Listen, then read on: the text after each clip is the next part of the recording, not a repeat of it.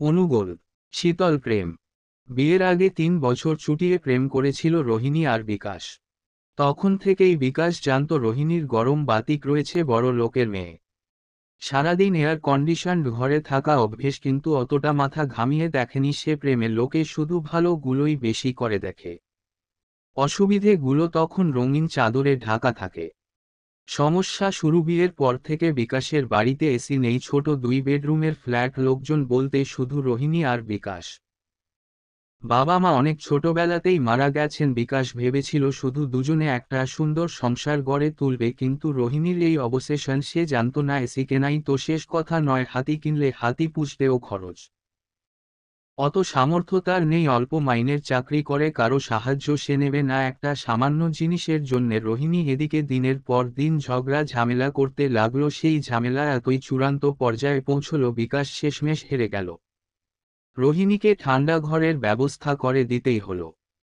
বিয়ের আগে অবধি রোহিণী জানত না বিকাশের এরকম কৃপণ স্বভাব। কৃপণতার থেকেও বড় হচ্ছে তার ইগো। নিজে একটা সামান্য জিনিস করার মুরদ নেই, অথচ শ্বশুরের হেল্পও নেবে না। 3 বছরের মধুর প্রেমের উষ্ণতা পুরোপুরি হারিয়ে গেছে এখন জীবন থেকে। বিকাশের সাথে ঝগড়া করেও কোন লাভ হয় না, কেমন একটা শীতল চোখে তাকিয়ে থাকে সে। ওই নিস্পৃহ চোখ দেখলে যেমন রাগ বেড়ে যায়, তেমনি মনে মনে কেমন যেন একটা ভয় করে। এই বিকাশকে তার চেনা লাগে না, আর তিক্ততায় ভরে যাওয়া এই সম্পর্কে রোহিণীর দমবন্ধ হয়ে এলো। বিকাশের মতো ছেলের সাথে শুধু প্রেম করা যায়, এক ছাদের নিচে সংসার করা যায় না। তাই শেষমেশ সে বলেই ফেলল সে বাপের বাড়ি চলে যাবে এবং সে আলাদাই থাকতে চায়। কিন্তু বিকাশ এগিয়ে এলো। বিকাশের চোখ স্থির, শীতল, মৃত মানুষের মতো চোখ। গা শিরশির করে উঠেছিল। রোহিণীর সমস্ত ঝগড়ার ইতি সেখানেই ঘটে গেল। বিকাশ রোহিণীর ঠান্ডা ঘরের পাকাপাকি ব্যবস্থা করে দিল।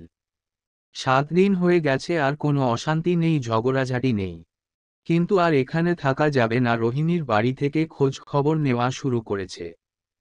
যে কোনো মুহূর্তে দরজায় কেউ এসে পড়তে পারে। হালকা একটা মিউজিক বাজাল বিকাশ রোহিণীর পছন্দের গান।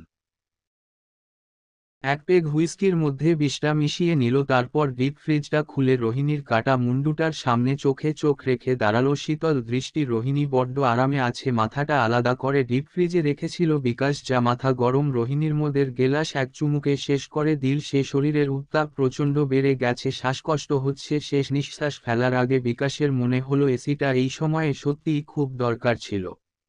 প্রীতম গুহ।